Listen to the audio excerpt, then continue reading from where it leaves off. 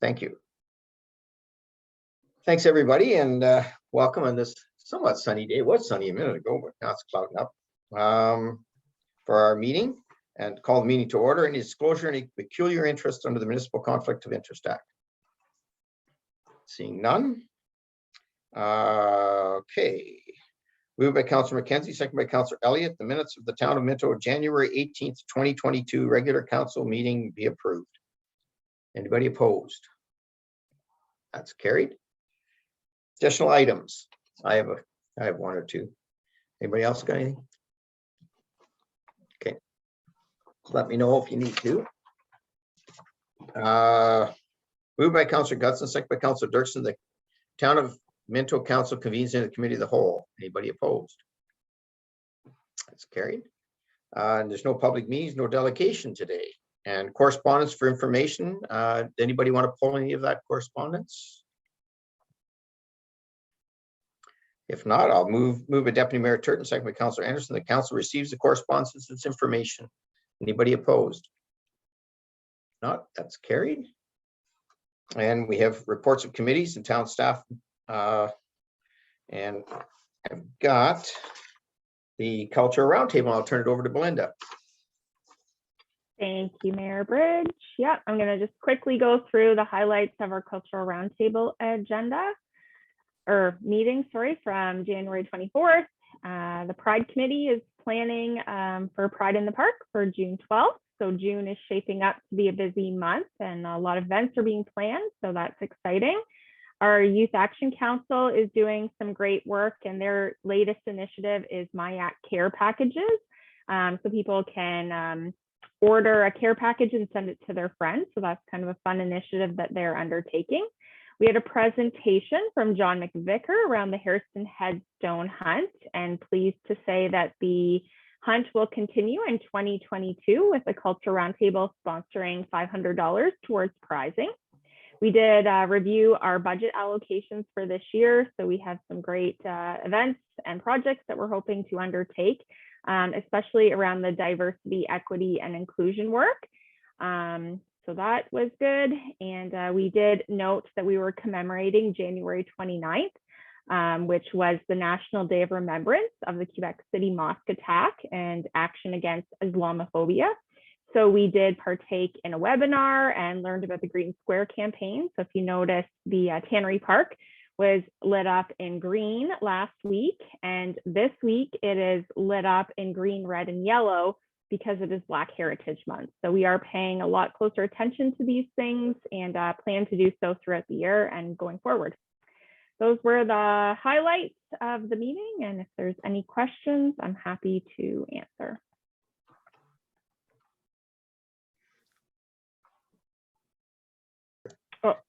Questions? Okay, and the lights look great, Belinda, and good job of, that was one of the neat things about those lights in Tannery Park. We could do all kinds of things with them. So it's nice that we're starting to recognize that. That's really good. Okay, I've got a motion moved by Councilor Elliott, second by Councilor McKenzie. The council received the Cultural Roundtable minutes of January 24th, 2022 as information and approves any recommendations contained therein. Anybody opposed? Carried. Thank you. Staff reports, and Ashley, you got to start this ball rolling. You got a few here. Go ahead. Yep. So good afternoon, Mayor Bridge and members of council. So this first severance report is for 9840 Baseline Road. The homeowner is proposing to sever off an acre lot to be vacant rural residential use, potentially have a single family detached build on it once severed. They will be retaining roughly 2 acres with their existing home and detached garage. The property is designated in the county official plan as secondary agriculture. So a severance is permitted with this designation so long as they can be adequately serviced, have access to an open road, safe driveway access, minimum of 1 acre in size, and is not larger than needed to accommodate the intended residential use. As council is aware, secondary ag properties are looked at by the county official plan as part of the rural portion of the local municipal growth strategy. The conditions that are recommended are standard.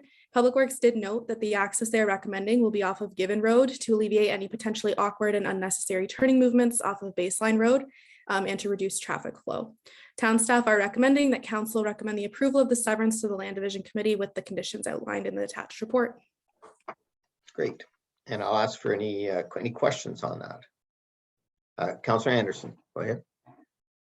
I'm just looking, no, I'm not muted.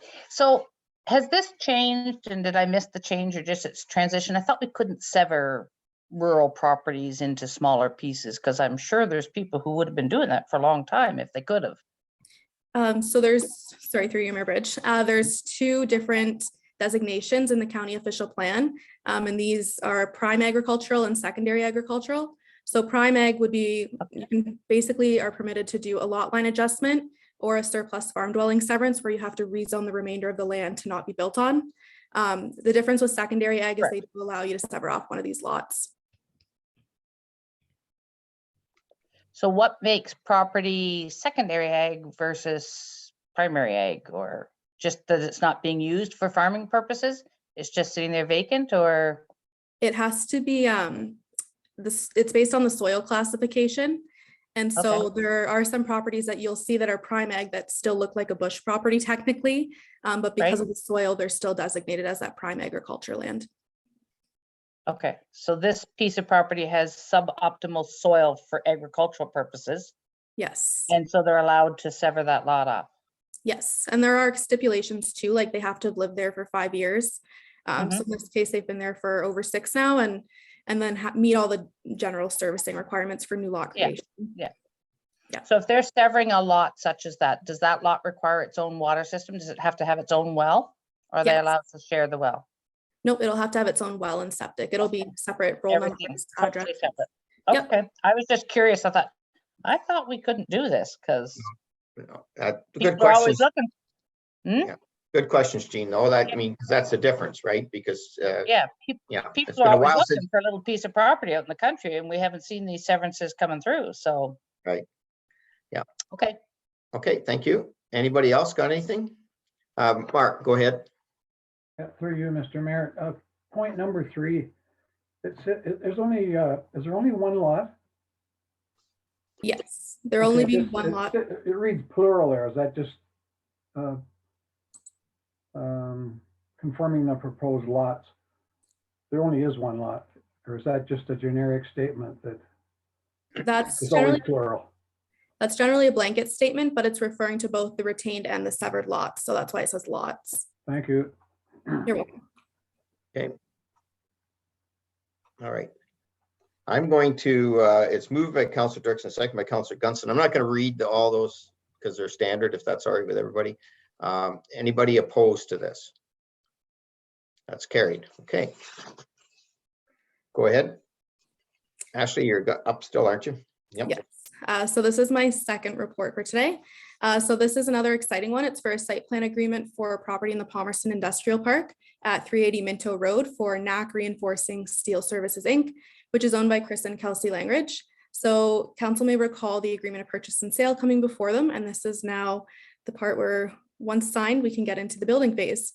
So the company is proposing a total building footprint of 15,600 square feet within 3 phases. So phase 1 is what they're going to start building immediately.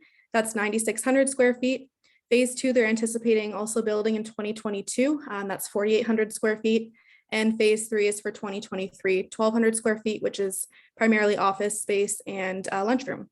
So currently they employ 5 union iron workers, and they're planning to expand to 12 once their construction is complete.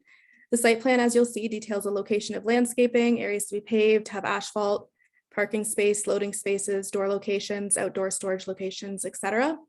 The owner is required to pay 100% of the cost of the offsite works of securities that are held by the town until work is completed to the satisfaction of the town. Once satisfactory, we release 90% and we hold on to 10% until one winter season is passed and there are not any additional concerns or deficiencies. So town staff are recommending that council considers passing a bylaw in regular session, authorizing the mayor and clerk to sign the site plan agreement. Okay. Questions for Ashley? It's just great to see this finally coming through, Ashley, and I know they've been working on it, so it's nice to see it. Okay, I've moved by Councilor Anderson, second by Deputy Mayor Turton. And do you want me to read this whole thing? Are you good for it? We're good? Anybody opposed? That's carried. Okay, and now we have the MEX subdivision pre-servicing agreement. And I got Terry on this one, I believe. Go ahead, Terry. Good afternoon, Mr. Mayor and members of council.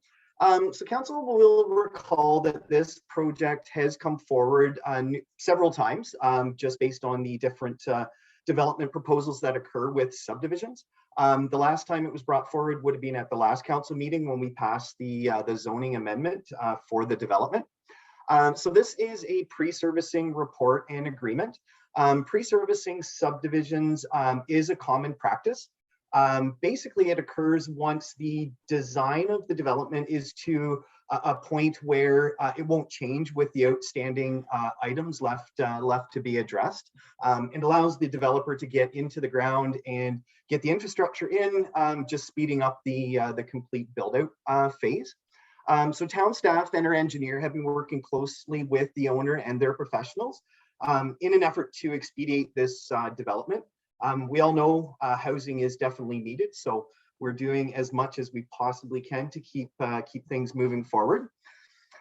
So part of this, keeping things moving with this project, we're bringing forward the report and a draft pre-servicing agreement with the recommendation that council authorizes or delegates staff to enter into the agreement once the town's engineer is satisfied that the infrastructure won't change with the outstanding items to be addressed.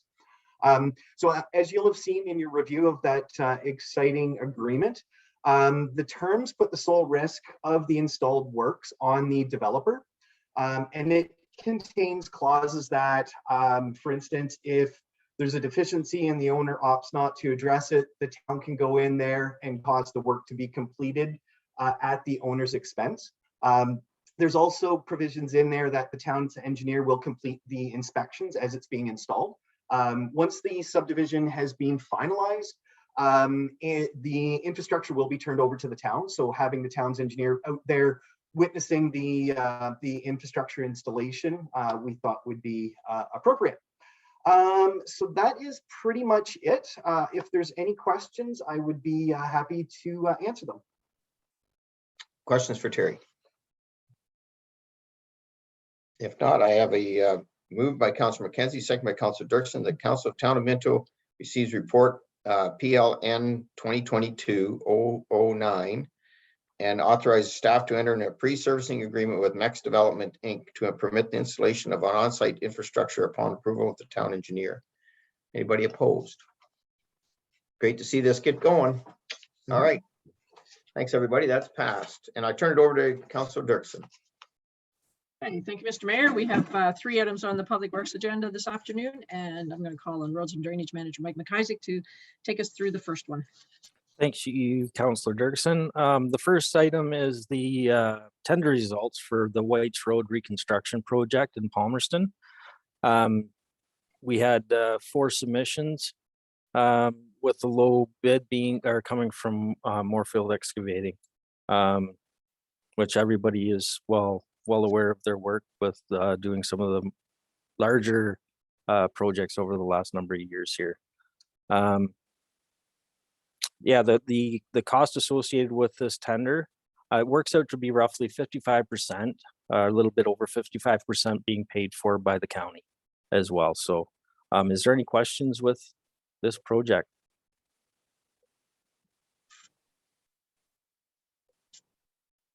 Deputy Mayor Turton? You're on mute, sir. I'm a little slow today. Sorry about that. So I guess my question, Mike, is, and I know that you're right on top of all this, but you know, the issue is going to be getting in and out of the hospital and the nursing home and some of the back roads and everything. I mean, I think this is something, again, that you and your group are always on top of. And I mean, it's communication with all the folks over there is really important, that everybody realizes what we're doing. And I just feel that you're the right guy to push this, and I think you're doing a great job. So keep it up. Thanks. Okay, thank you, Deputy Mayor Turton. Any other questions or comments? Okay, seeing none, I'm going to read the recommendation. It's moved by Councillor Gunson and seconded by Councillor Elliott. The Council of the Town of Minto receives the report PW 2022-003 dated February 1, 2022 regarding the Whites Road tender results. And further, that the Council of the Town of Minto awards a contract to Moorfield Excavating Limited for the total price of $2,593,199 plus HST. Is there anyone opposed? Okay. We'll declare that carried, and thank you, Mike. Thank you. And we're going to move on to water and sanitary system servicing strategy. Don't want to say that too many times. And I believe that our water manager and wastewater manager, Mark and Todd, are going to, Todd and Mark, I guess in that order, are going to take us through. I believe CAO Thompson will be leading the report. Oh, I'm sorry. Okay. Yep, sorry, that's my fault. That's okay. Not a problem. Thank you very much, Madam Chair, and good afternoon, Mr. Mayor, members of council.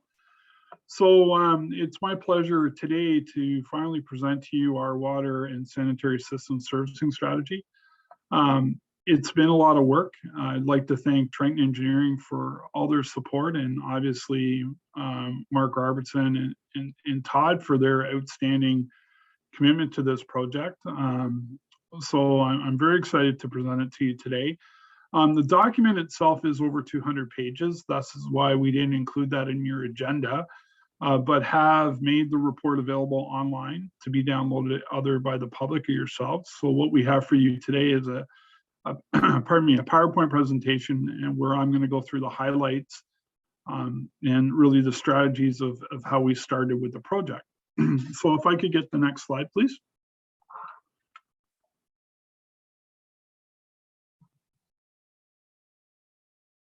There we go. So by a bit of background, we wanted to talk to council a little bit about our reserve capacity as it relates to both, or to Hairston and to Clifford and to Palmerston.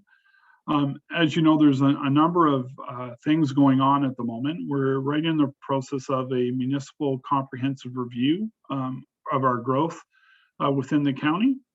So it's timely that we obviously bring a report to be able to describe to council what our ability and readiness is to be able to serve potential growth as we move forward.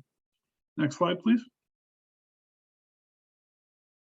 So I'm going to go through these slides really quickly. This should be no surprise to council. Myself and Bill White have been updating council regularly on both the municipal comprehensive review and where our numbers are. And this is just a snapshot of Palmerston and our current growth areas that depict industrial, commercial, and future development and residential. Sorry, next slide.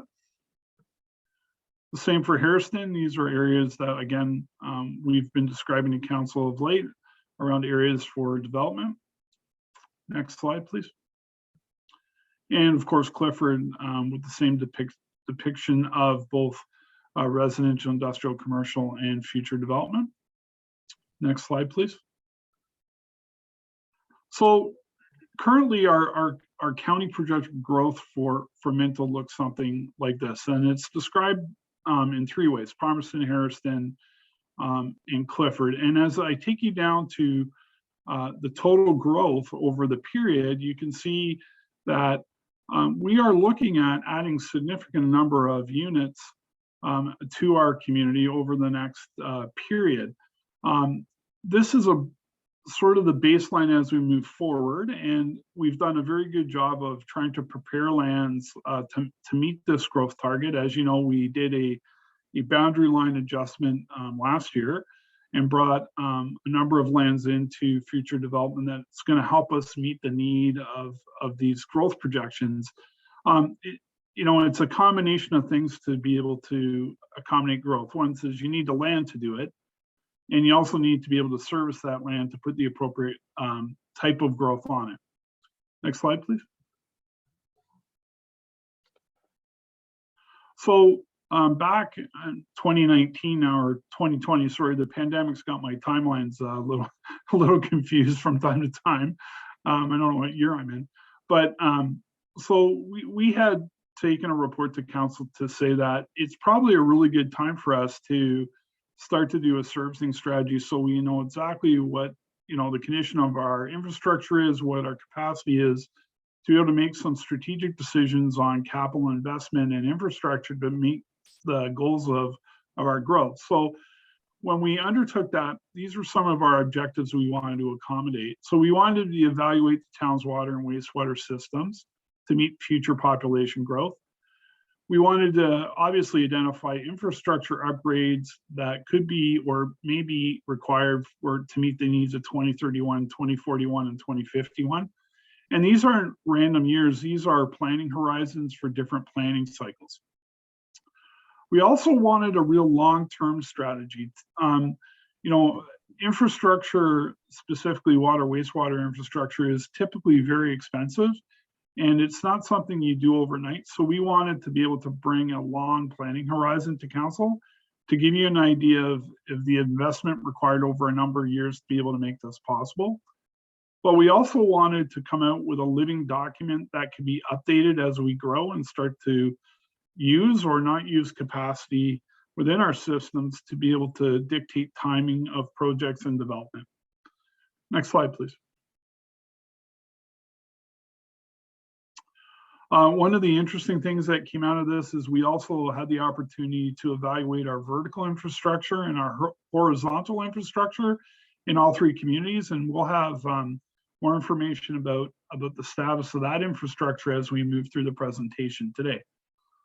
Next slide, please. Excuse me.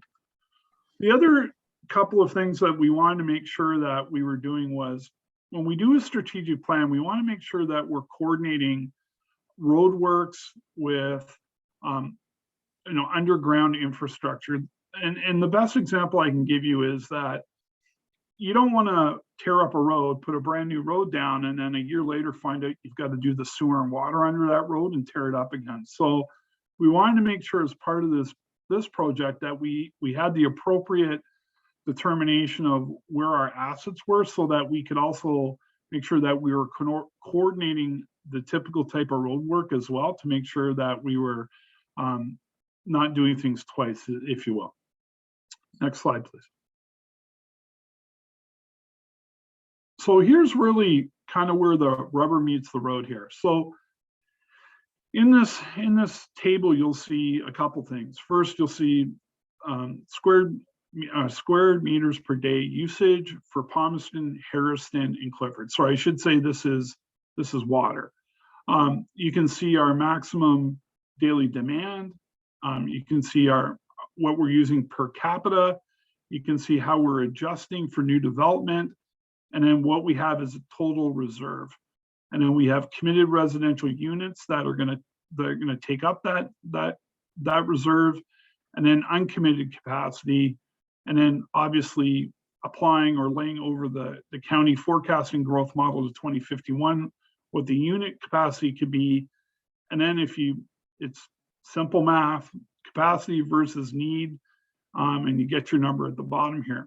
So a couple things we wanted to point out here was that if you look at Harrison under their per capita usage, you can see that domestically, the typical use is 0.3 to 0.5. But the industrial users inflate that number on a use percentage. And that's why you see that it's an adjusted rate for future development does have an impact on the capacity that's available. So if I take you down to the bottom, if we build you out to 2051 and we do nothing with our capacity, right now, we're going to be short about just under 600 units for Palmerston, about 250 for Harrison, and then Clifford's in the best spot here we've got some surplus of 612 units. Next slide, please.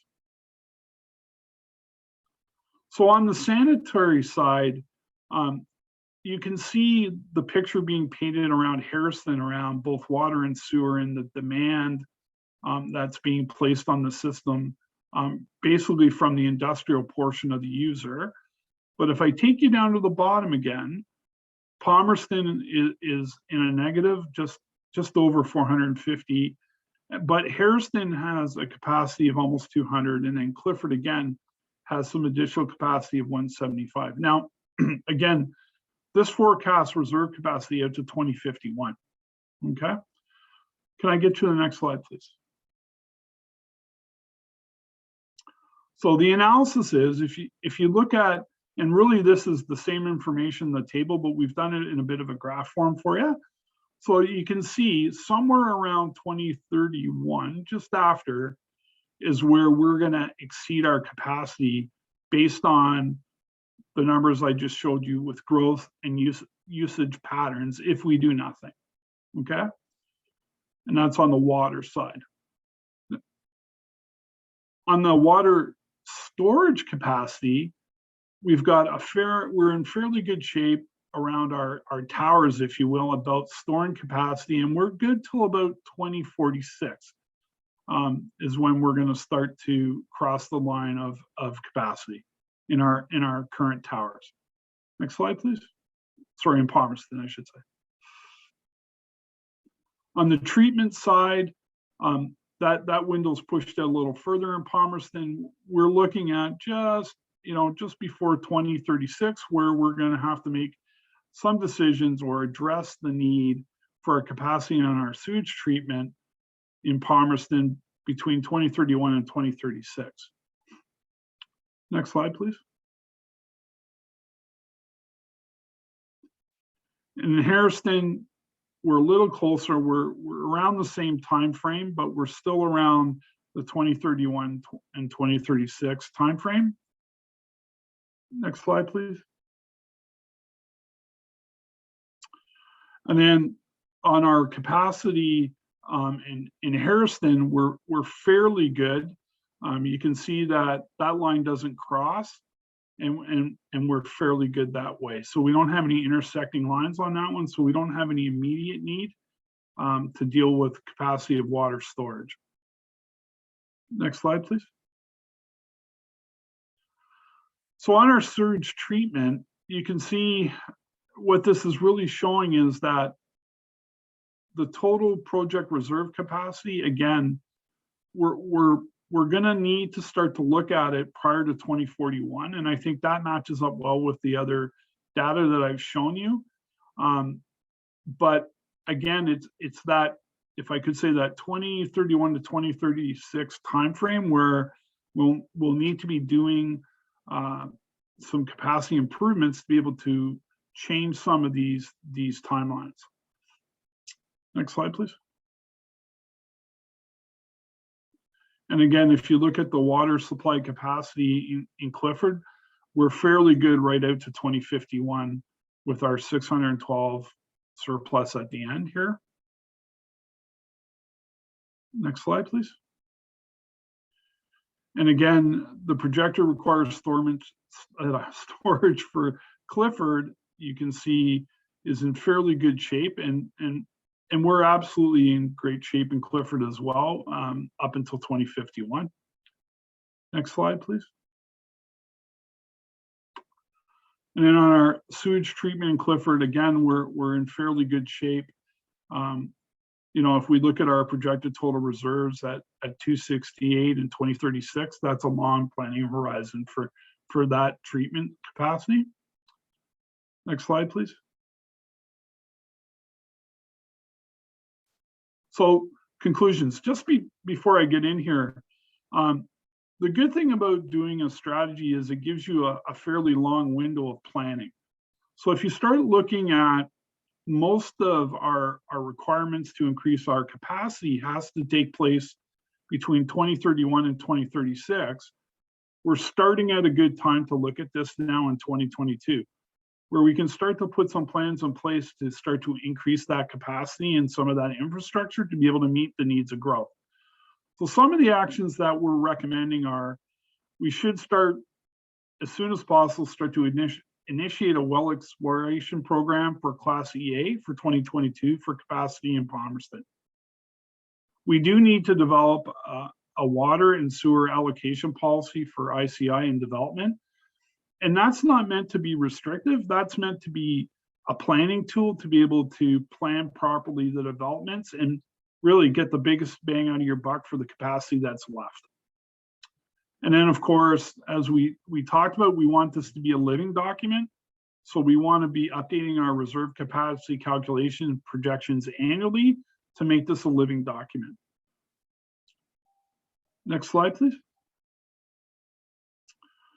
So on the Palmerston Water Storage, you know, we should be starting to identify potential sites for additional water storage. And that's as you can see, that's a long-term project, but it's something, as you know, when you need land to do something, you have to start it early to be able to take those, pardon me, start to look at the potential, you know, potential availability of land to be able to do it. We're hoping, though, the way that technology is, that there may be a different way to store water by the time we get to 2046. You never know. Again, we want to start to initiate the Class EA in 2032 for the Palmerston, for an addition to Palmerston storage. And then again, we keep talking about updating system storage assessments annually, so that it would be our hope that we would bring sort of a scaled down version of this report to council every year. So you know exactly what the capacity is and how the plans are going to in the future to be able to expand that capacity. Next slide, please. So this is our infrastructure water mains in Palmerston. And remember, I told you early in the presentation that we did a look at our vertical and horizontal infrastructure. And you can see the depiction along the right side of your slide around existing, replacement, and extensions. And that gives you an idea of the amount of infrastructure that's running around laid in Palmerston, I should say. And this information starts to help us when we look at doing road projects. We want to do sewer replacements, and really starting to work with developers on application and cost sharing as we move through different project types. Next slide, please.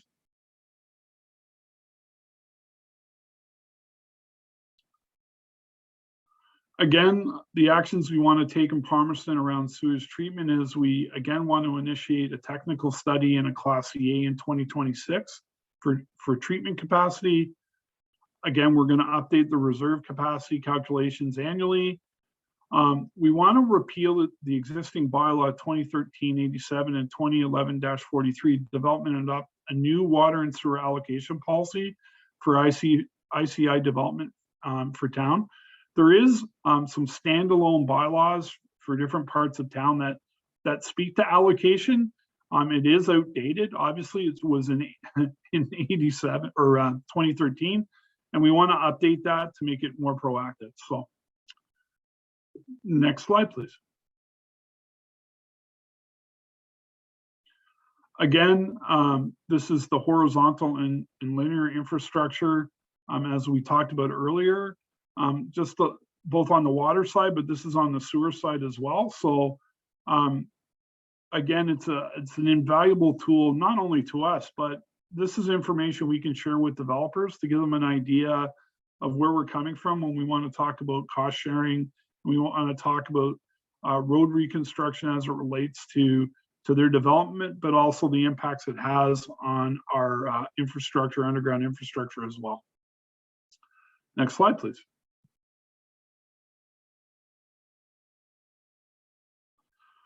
So the Hairston water supply capacity, again, we have a firm capacity for 2031, so we need to start working fairly quickly on expanding that capacity. So again, we want to initiate a well exploration program and a Class C for 2022. And that is clearly just to be able to increase firm water supply and capacity. And then again, we want to update the capacity calculations projections annually so that we know where we are as we start to initiate different development projects, so that we have a running total of where we are. And so when we meet with developers, we're able to give them a clear indication and clear decisions on what we can do for capacity. Next slide, please. Again, the water storage. we're fairly confident with the data that's been presented that we're good to 2051 for capacity in Harrison.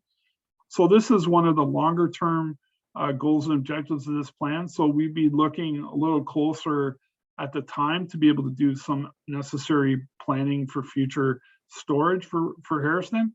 But again, we want to continue to update the plan. Next slide, please. And again, our linear infrastructure, again, I just can't stress enough, this is an invaluable tool around where our extensions are, where our replacements have already been, and it will help tremendously as we start to plan additional roadworks throughout the town and with our development community. Next slide, please. And then our treatment capacity, again, we're looking at closer to 2046 to start taking action around additional treatment capacity. However, it's something that, you know, we'll look at some economies of scale as we start to go through these things, and we may combine some of them or put them together to get some economies of scale as we start moving forward. Next slide, please. Again, in our treatment capacity, again, we're looking at, you know, do some existing sewer treatment works. We are looking at a number of different things as we talk to places like Farm Fresh and looking at ways to improve affluent that goes into those ponds. So we are working towards doing some efficiencies, not just a straight replacement as we move forward.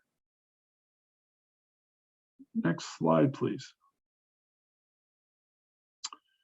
And again, this is our wastewater diagram that shows, again, the different types of piping that we have, and whether it's existing or whether it's upgraded. Next slide, please.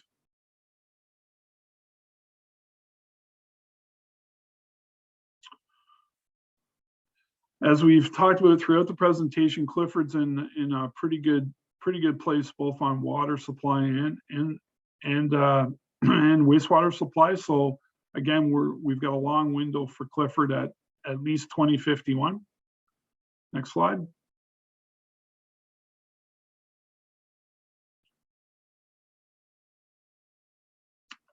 So storage in Clifford is a little bit different, but we're still, given the rate of growth for Clifford, we are still, again, looking at 2051 as the horizon. So we will continue to work towards looking at this capacity. I can't stress enough, though, that we won't look at this in isolation, but we'll look at it as a program. So there may be a number of efficiencies by combining projects together as we move forward. Next slide, please.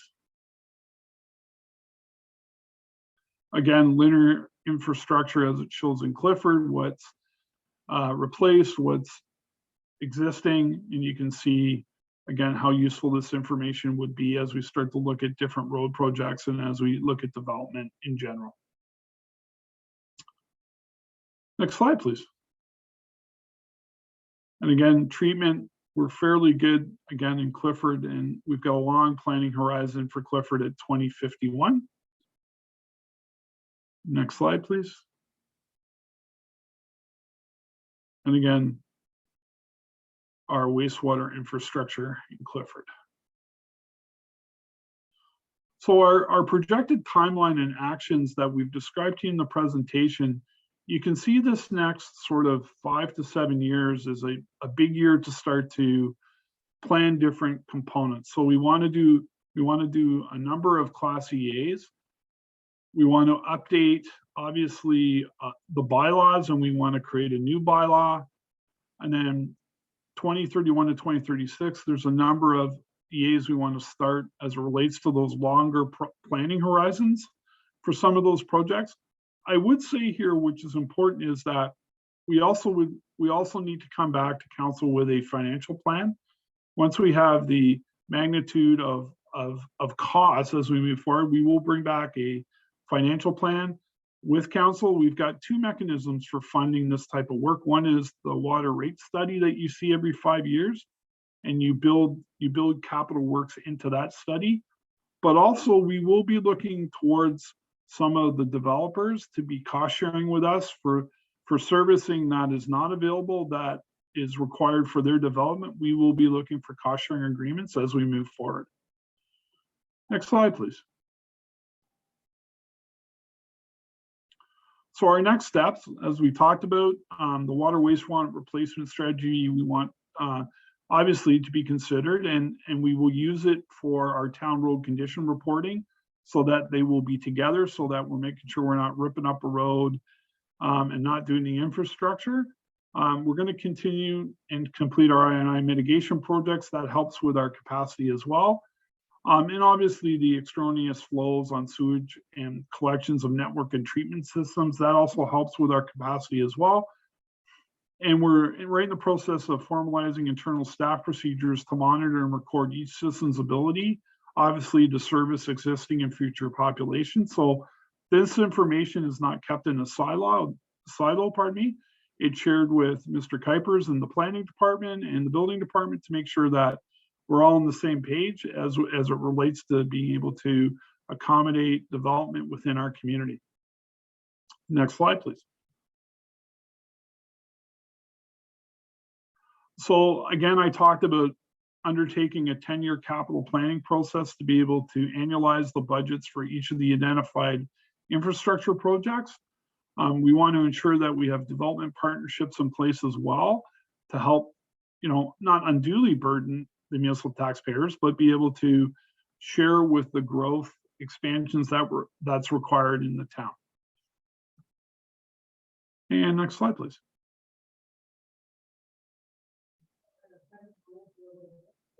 And that's the end of my presentation.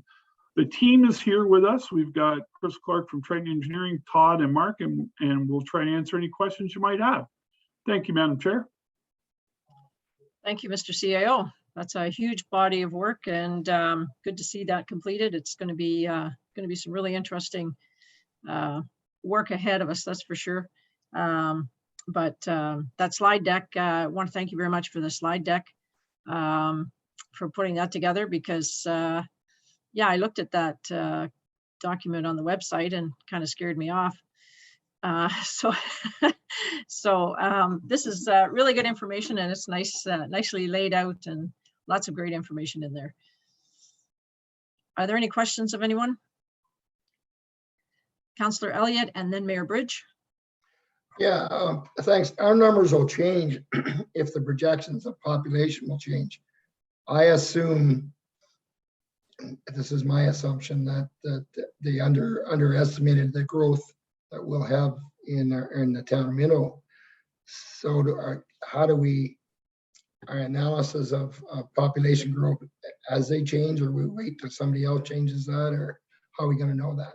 Yeah, through you, Madam Chair, to Councillor Elliott. So there's still a couple things in play here. So the strategy is based on available land to be developed right at the moment within our urban boundary.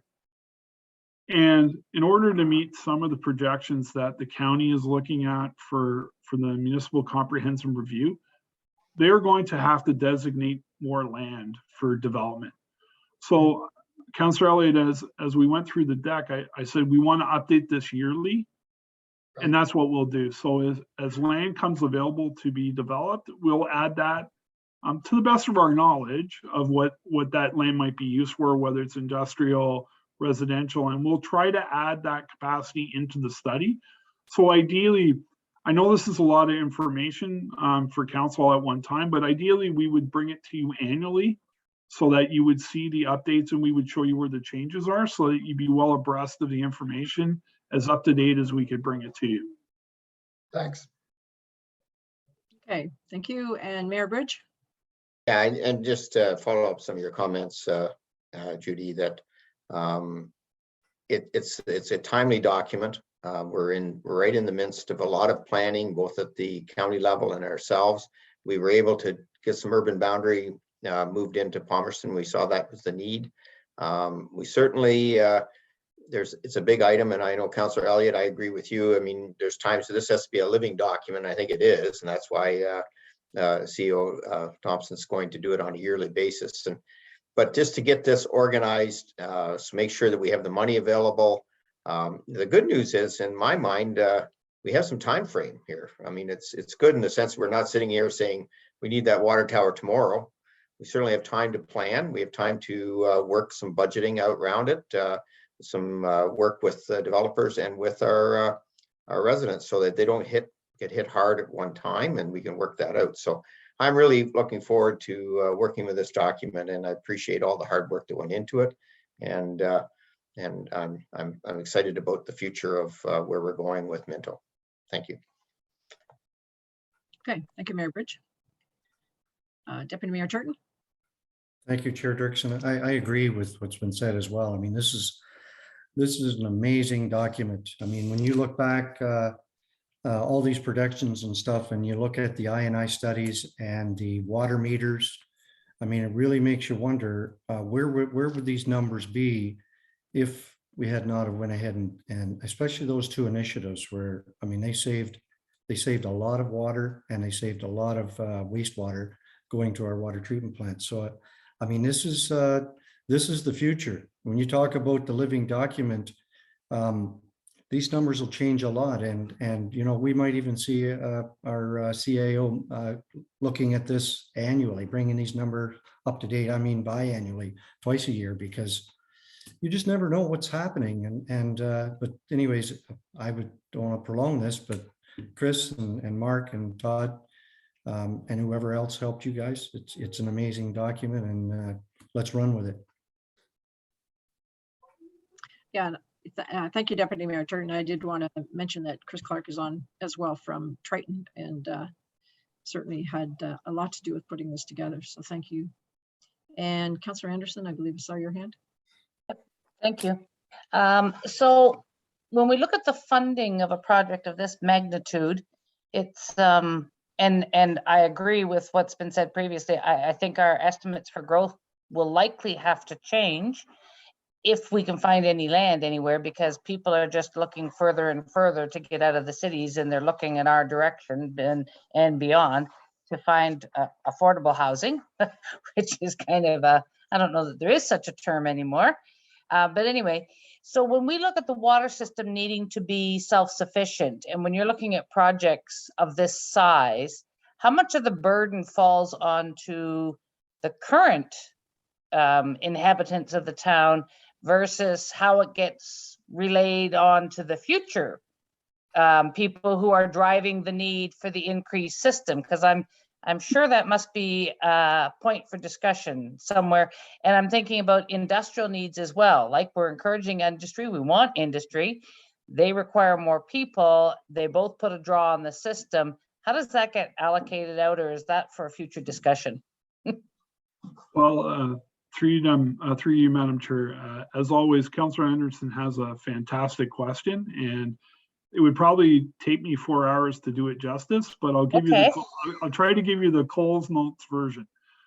So, as you know, we collect development charges. It's usually, you know, the calculation's 90-10, 90 being development, 10 being residential, but that's not really close. It's more, at some points it's more like 70-30. Water, you're right. Water is the goal, is to be self-sustainable, but as you know, these are really high-priced projects.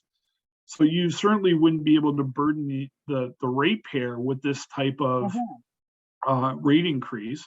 So you try to strike a balance. So we do a 5-year water rate study where we try to balance the cost, knowing what infrastructure we need at the time. We try to do it through development, and I mentioned in our presentation that we will be looking for partnerships on the development side for cost sharing for some of this major infrastructure. And then we typically, there is a tax-based component to it that benefits everybody. So it is a balance. And, you know, I'm not doing that justice in that 3 or 4 minute answer to you, but that is kind of the nuts and bolts of how that works from a finance perspective. Okay, because I mean, it's the one that's going to come back to us as council, right? You need to do this growth and development in order for the town to continue to grow. But people already, you know, complain about tax prices, and I think we do. You as the town staff do an amazing job at budget time for us. I've heard of councils where they have to argue with the staff to come up. You guys already bring us a budget where we've already looked at all those economies of scale and choices to make. But I'm sure it must come up for a heavy item of discussion.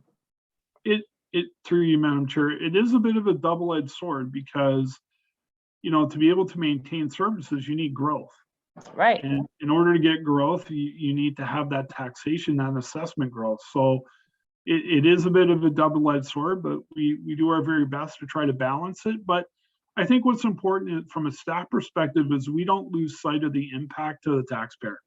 And that knowing that that's top of mind for us, that we realize that what that impact is, and we want to make sure that we lessen that as much as possible. Okay, thank you. Okay, thank you. And our treasurer would like to have a word. Go ahead. Thanks, Chair Dirksen. Just a little follow-up to Councilor Anderson's question. The whole issue of current ratepayers and taxpayers versus future, that's why we often debenture. We usually aren't in the luxurious position of having a huge surplus on hand. But when you look at a water or wastewater project and we debenture that over 20 years, that does give a bit of a balance between the taxpayers and ratepayers of today and those in the future. So the new residents that come, the cost for that debenture, the interest and all that is factored into our water and wastewater rates. So it does kind of contribute a little bit to that balance. And as our CEO says, that's always a delicate balancing act between doing everything today and then spreading it over the future residents too. Okay, thank you for that. Okay, is there anyone else with a question or a comment? Okay, seeing none, I'm going to read the recommendation moved by Deputy Mayor Turton and seconded by Councilor Anderson, that Council of the Town of Minto receives the Public Works Report 2022-004 regarding water and sanitary systems servicing strategy, and that Council support the use of the strategy as an aid to staff and consultants, and that the document is to be kept as a living document to be updated as required. Is there anyone opposed to that recommendation? Okay, seeing none, that carries. And we're going to move on to the Palmerston Wastewater Treatment Plant Clarifier Replacement Award and Budget Amendment. And I'm going to call on the wastewater manager. Where are you? Mark Robertson. Almost called you somebody else, sorry. Go ahead, Mark. Perfect. Thank you, Councilor Dirksen. Yeah, we're here to talk about the Palmerston Clarifier Replacement Award and Budget Amendment. I was just going to start with a little history on the project. Back in 2019, we had our consultants come take a look at the clarifier and to assess the estimated usable life of that asset. At that time, it was determined the clarifier was about 25 to 30 years in life expectancy, and we are currently at 34 years. So we've surpassed the life expectancy of the clarifier by a few years. So it is time for replacement. Once we got that information, we started looking at design options and funding avenues for the project. Most notably, we put an application in for the ICIP Green Stream funding in late 2019, early 2020. We unfortunately didn't get that application, didn't move forward through the funding stream. So we just decided to continue on with the design and apply for environmental compliance approval. So that was in place for the project. Created an engineering estimate for the value of the project. And then, yeah, we went out to tender. So that's what we're here to talk about, the tender results. The tender was well received by a number of contractors that come in and picked up the contract documents. We ended up receiving 3 bids, complete bids, and the contractors that submitted were BGL Contractors, Javesso Construction, as well as a local company, Wellington Construction out of Tividale. Wellington ended up being the low bid, and their bid was $3,670,000, excluding HST. That bid did exceed our engineering estimate and budget of $2.9 million. We received the bid. We reached out to the contractors that did submit bids, and we were just wondering why, or looking for reasoning on the prices that were elevated. The response that we got from the contractors was soil conditions on site. Soil dewatering was a big concern from those contractors. Everybody knows we had a really wet fall. And when you're dealing with the project like a clarifier, digging a great big hole, and water management and dewatering can become a really big job, and also very expensive for the contractors.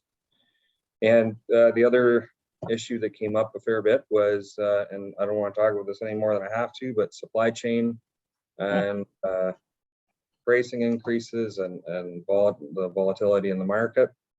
But yeah, so if you consider those, and I believe if we were to look at the 3 bids that we did receive, the 2 low bids, they're within $150,000, which on the scope of this project is pretty close.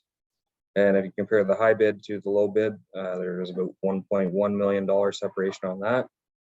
So overall, I think that there's a fair value in Wellington Construction's bid they submitted to the town for the work to be completed. Okay, thank you, Mark. Are there any questions?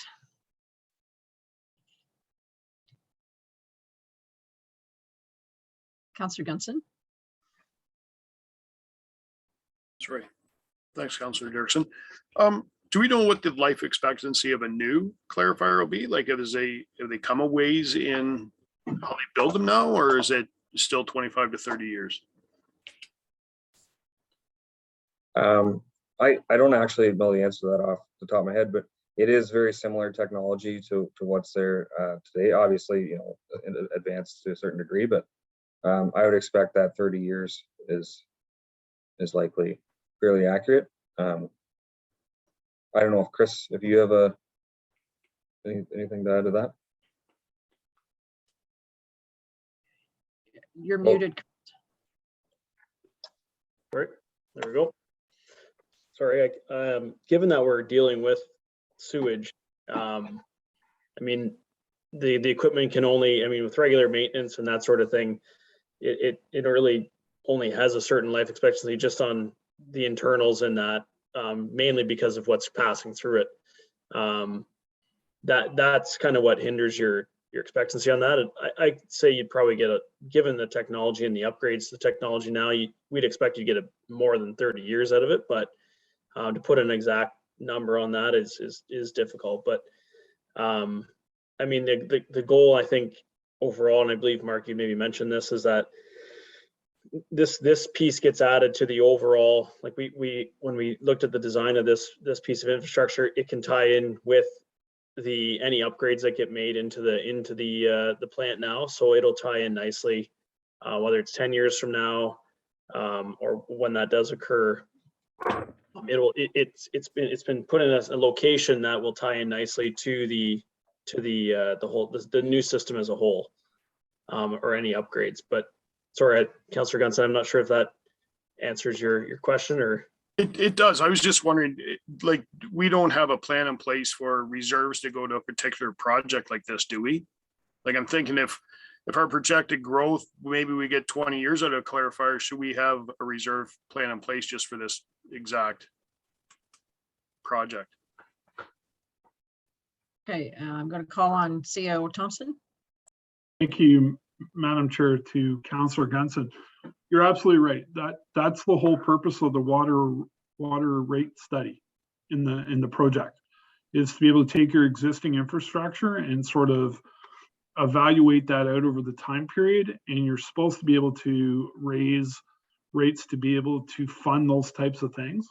So that, but again, as I think our treasurer, Mr. Duff, suggested to you, those are big time hits. So we don't, pardon me, we don't want to burden the taxpayer. So we do debentures over a long period of time to help ease that. But that's the whole purpose of the water rate studies that we do, to be able to fund those types of investments.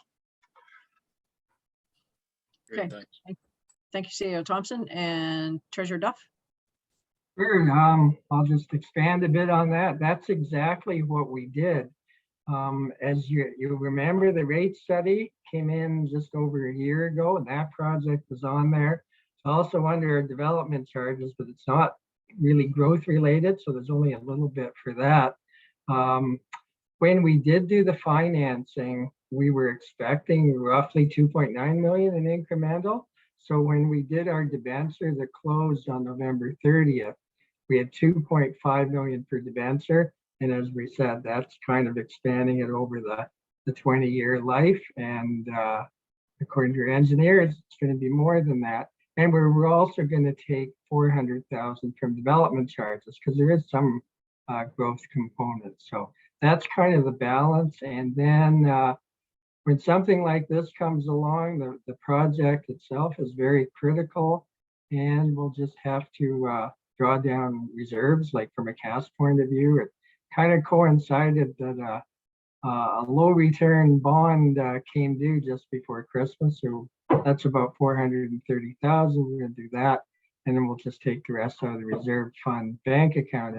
And we did discuss, should we borrow the extra amount? However, as we know, we have many future projects to come, and there's a cost to go to the market. So we thought this was the best trade-off to do that, and it'll adequately cover the increased cost. Okay, thank you, Treasurer Duff. And I'll call on Chris Clark and then Councillor Elliott. Sorry, I just wanted to add to that. With the existing system that is there now, that is not going to be removed. So we are going to be able to utilize that system in the future. So what that'll actually do is help Mark and his department service the new system on a regular basis. So it'll actually provide a bit more redundancy. So in a sense, that will increase the expected lifespan of the structure. So I thought it was just important to mention that as well. Okay, thank you, Chris. And Councillor Elliott. Just a question. I'm not sure about the answer. The only clarifier that I know of is in Palmerston. Is it possible that it could become obsolete and parts may not be available, or the program will not be existing anymore? Is that, do we have a lot of clarifiers around, or what's happening here? Yeah, the clarifiers they do come in different shapes and different technologies, but predominantly the most common clarifier is the clarifier that we're going to be installing. So I wouldn't anticipate that being a problem in the near future. Okay, thanks, Mark. And Deputy Mayor Turton. Yeah, thank you, Chair Dirksen. So I think, Chris, you hit something really important. I mean, Mark's been handicapped for years, not being able to empty the clarifier and do an inspection annually, where now with the second one, it's going to make it so much easier. You know, you can do repairs, and I mean, the clarifiers aren't really that sophisticated. So, I mean, I think having the opportunity to get in there once in a while and check them out and make the repairs and make sure they're running properly, it's going to make the whole system work better. So, thank you. Thank you, Deputy Mayor. Any other questions or comments? Okay, I'm going to read the recommendation. Just make sure I have the right one here. Moved by Councillor Elliott and seconded by Councillor McKenzie that Council of the Town of Minto receives the report Public Works 2022-005 regarding the Palmerston Wastewater Treatment Plant Clarifier Replacement and Budget Amendment. That the town's 2022 capital budget be amended by $1 million to include additional funding for the Palmerston Wastewater Treatment Plant Clarifier Replacement with funding provided from the Reserve Fund, Wastewater Services Capital, and that the Town of Minto award contract 4992-21 to Wellington Construction Contractors for the total price of $3,670,000 excluding HST. Is there anyone opposed? Okay, seeing none, I will declare it passed.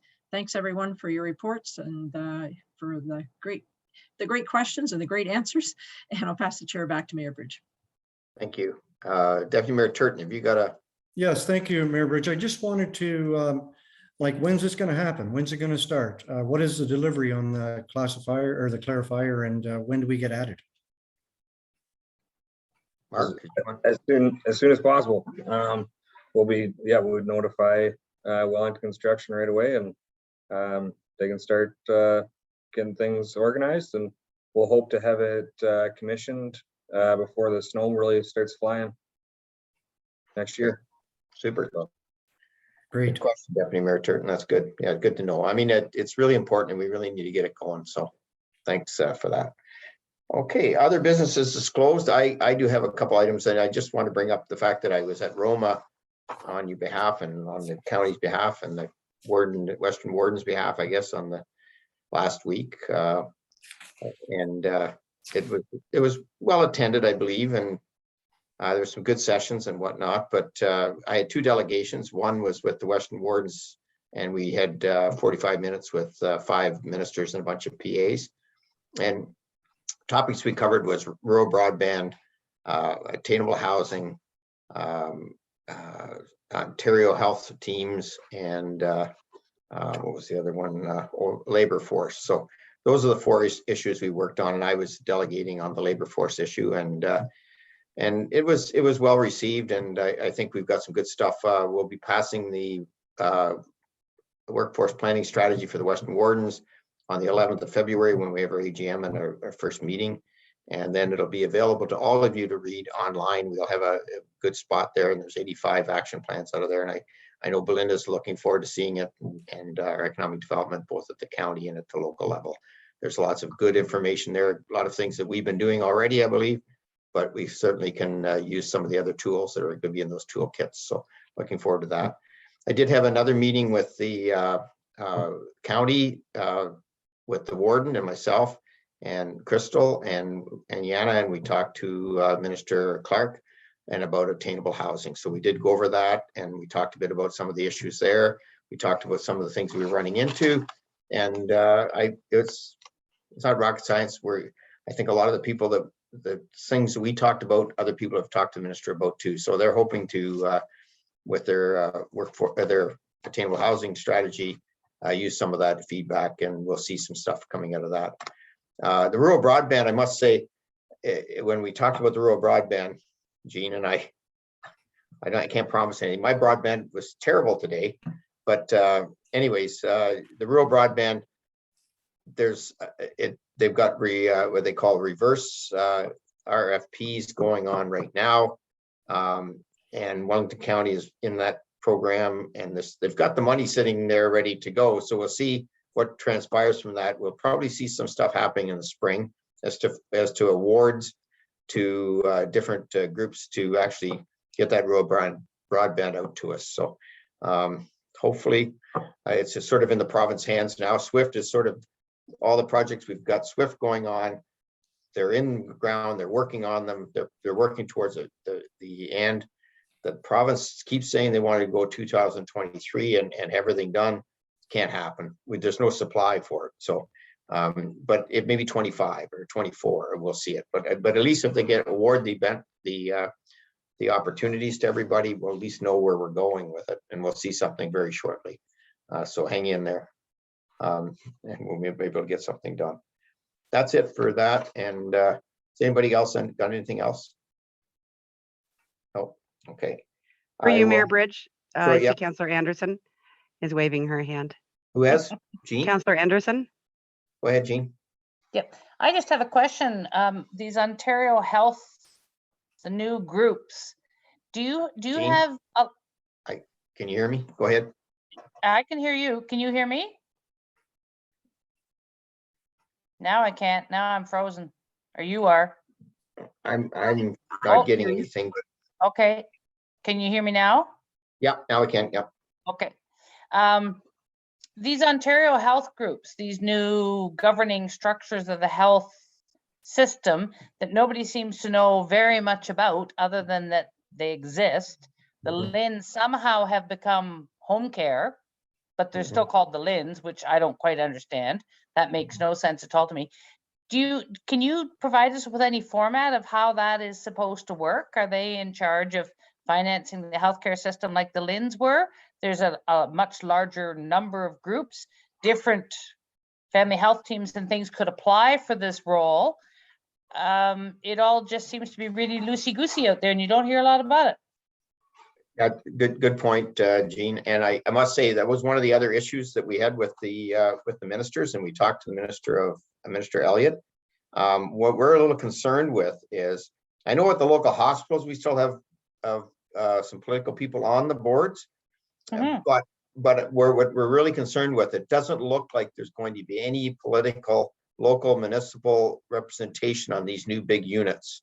And we're saying to the minister that's not right, because they come to us for development stuff. They come up, as you know, we put 10% into the new hospital in Fergus municipally. These are all things. So we had a discussion on that with the minister. She's taking it back. And what I'm concerned about is, once this pandemic's over and we go forward with public health is going to be changed into something too.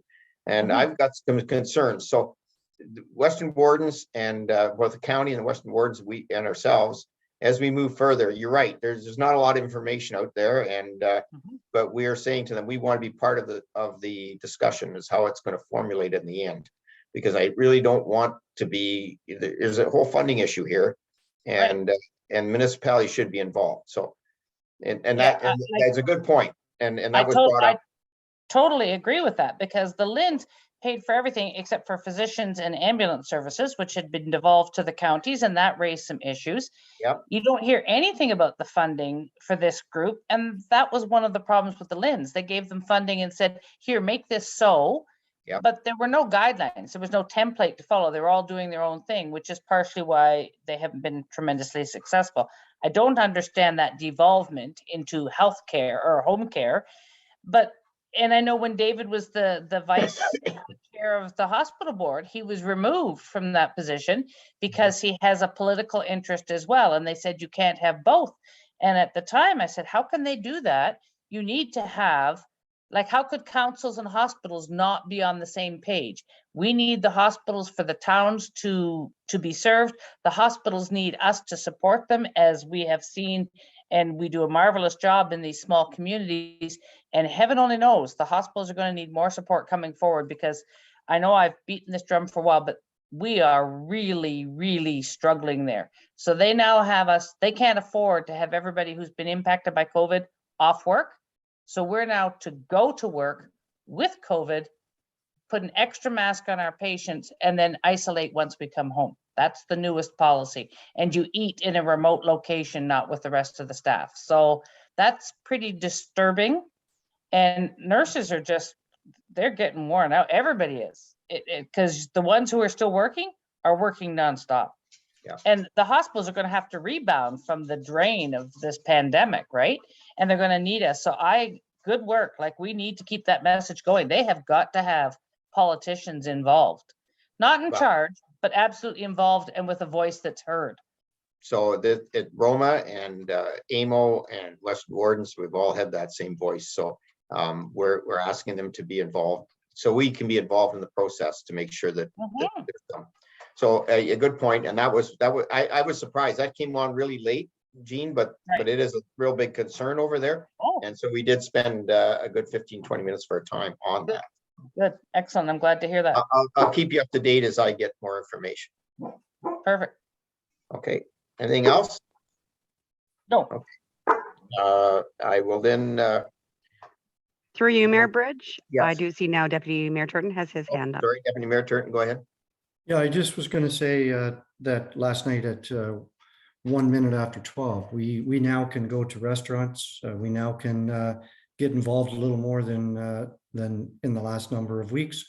I know that the Palmerston 81s are starting their playoffs this weekend, and it's a perfect opportunity for people to get out.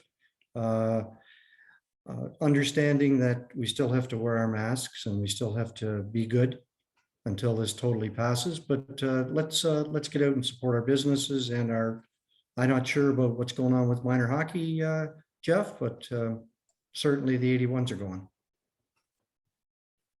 Playoffs actually start Friday, so all the teams are in playoffs. So they're doing a quick first round, and then they get rescheduled into some more playoffs. So yeah, starting Friday, we got teams playing in the playoffs. So just check the Minto Minor Hockey website and the calendar; it'll tell you when they're playing.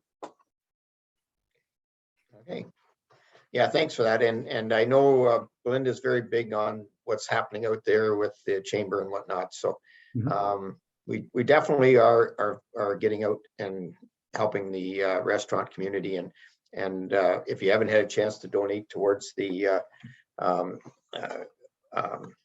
what's it called?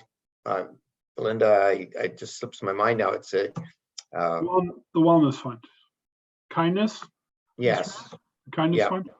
And Belinda talked about that today at the county, and you know, we have $10,000 in that fund now, and getting money out to everybody is where we can. So yeah, we got one last little hurdle, and let's get through it, and let's keep the ball rolling and help those businesses that have had real hard struggles, and we're hopefully going to be towards the end of it soon. I don't want to jinx it, that's why I didn't say anything. No, I just did. So there you go. Ron, did you have something more? Yeah, just and maybe Jeff could help me, and Dave could help me. I'm worried about vaccines now. Are every person coming through the door, including hockey players? I know in Palmerston, you can go in the back door. So they are how are we going to check these guys, or what do you got to do in minor hockey? What do you got to do with the 81s, or how are they going to recheck the 81 or the vaccine, because this is new? Yes. So I witnessed it firsthand Monday. So the arenas have little tablets, so you have to scan your QR code underneath, and it'll say okay, or yeah. So there's somebody standing there, you just put your QR code under the scanner, it'll say you're good to go or you're not good to go, and you're in or you're out. It was actually really smooth. It went really smooth when I went to the arena. So I assume there's some cheaters out there. That's what I'm trying to get back to see, really. That was Councilor Elliott, I don't want to get into that right now, but I know we've had a discussion at department heads, and Derek will tell you that the staff have been told to keep a solid eye on this, do as much as you possibly can. And you know, if we're going to get through this, you know, we can't have, as you call them, cheaters, but we can't have people flaunting the system either. I mean, you know, we still have some restrictions in place. If we want to stay from not going back to a lockdown, then we better stick with those restrictions. And I totally agree with you there. And the staff know that. And Derek, did you want to speak to that at all? Thank you, Mr. Mayor. And so as council may be aware, the criteria changed for this reopening, where you no longer can use a paper copy and you can no longer use the medical exemption. You have to have the QR code. And staff have been briefed on, as Councilor Gunson so politely put it, we have tablets now where we scan QR codes, and it is seamless. And we would just hope that we would get the support of our community, in that, as the mayor has rightly said, if we want to continue on this path of reopening and having this put behind us, that we won't have people that you know, chose to not be vaccinated, you know, bypass the system. So we're hoping that, you know, and I have great faith in our community in Minto that we're united in wanting to move things forward, and we'll continue to do that. But staff has been obviously briefed, and we're prepared to make sure that we are adhering to the Ontario guidelines to allow these places to open. So, Thanks, Derek. Okay, thanks everybody on that. And I'll turn it back to, we're going to move by Councilor Dirksen, second by Councilor Gutson. The committee of the whole convenes into regular council. Anybody opposed? Seeing none. Notice of motion. Do we have any motion? Seeing none. Moved by Councilor Anderson, second by Deputy Mayor Turton. The Council of Town of Minto ratifies the motions made in the committee of the whole. Anybody opposed? Carried. Bylaws. Moved by Councilor McKenzie, second by Councilor Elliott, the bylaw number 2022-14 to authorize execution of site plan agreement with Lake Ridge Heating and Cooling Inc. for proposed development on 380 Minto Road be read first, second, and third time and passed in open council and sealed with seal of the corporation. Anybody opposed? Carried. Moved by Councilor Gutson, second by Councilor Dirksen, the bylaw number 2022-15 to confirm the actions of the Council of Corporation of Town of Minto respecting the meeting held February 1st, 2022 be read first, second, and third time and passed in open council and sealed with seal of the corporation. Anybody opposed? Carried. I'm not sure. Is everybody hearing me, Ari? Yes, Mayor Bridge, we can. Okay, because everybody's frozen on my end. So I'm sitting there going, I'm hoping everybody, oh, they're moving. No, Okay. we can hear you. Okay, move by Deputy Mayor Turton, second by Councilor Anderson. The Council of Town of Minto adjourns to meet at the call of the mayor. And thanks goodness I got through this, Gene. And my internet sucks here today, I must say. So thank you for everybody. And there's nobody opposed to that. We're done for the day. Have a good one. Stay safe.